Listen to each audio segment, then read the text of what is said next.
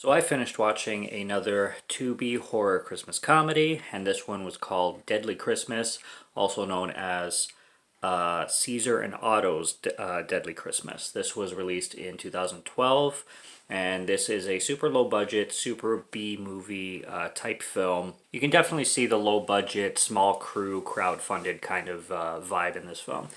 Again, unfortunately, this one did not work for me too much, although there was some entertaining aspects to it.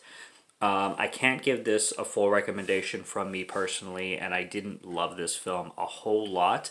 One of the biggest reasons was that this film was extremely hard to follow. Now, the basic plot is you have these two guys, they are roommates, they live together. This kind of feels like it's part of a series or it's part of like a first film before a sequel or something like that, or like Caesar and Otto are kind of like Saturday Night Live-esque characters that show up in other projects.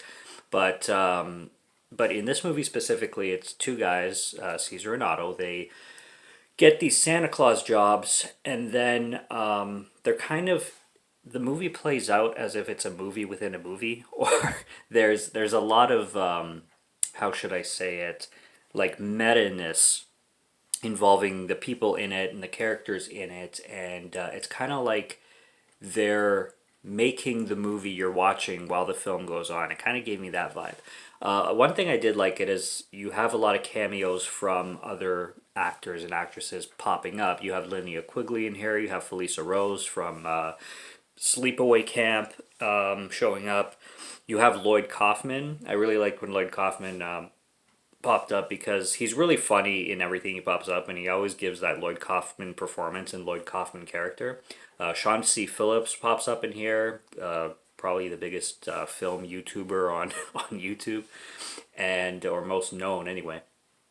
And yeah, like there's a lot of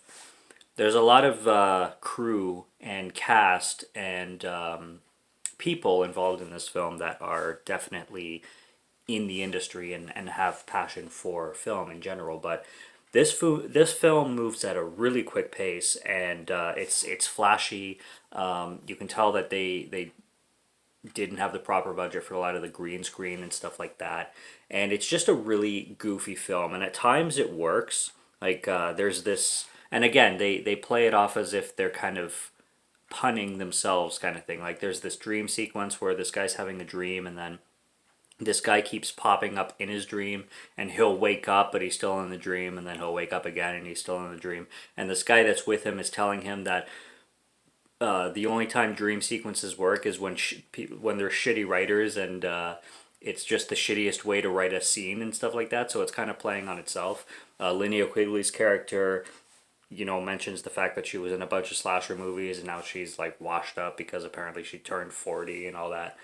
I like I like the self-deprecating humor in the movie, but the story was bonkers. The climax, they go into this this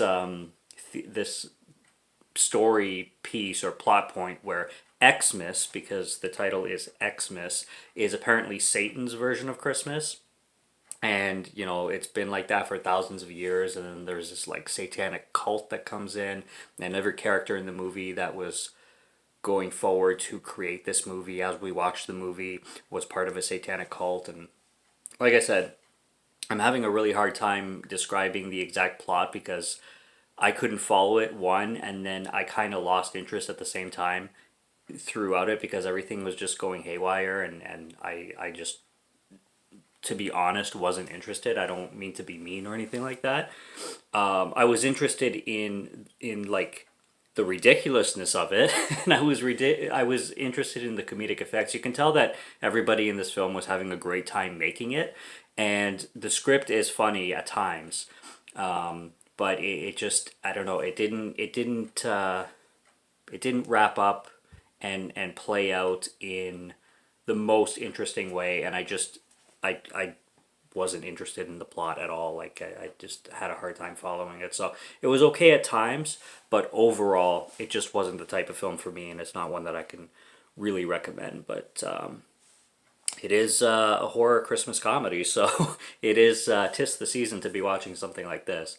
and it was cool to, like I said, see the cameos pop up mostly, and for the humor that occasionally here and there was funny. It was good for that too. But yeah, that's pretty much my thoughts on Deadly Christmas, or Caesar and Otto's Deadly Christmas. Yeah, subscribe to Morgan Film Fan if you like to listen to my voice or if you like my film reviews. I'll be back with more soon, so stay tuned for those. Check out what's on the channel. Stay tuned for what's coming, and until next review, take care and cheers.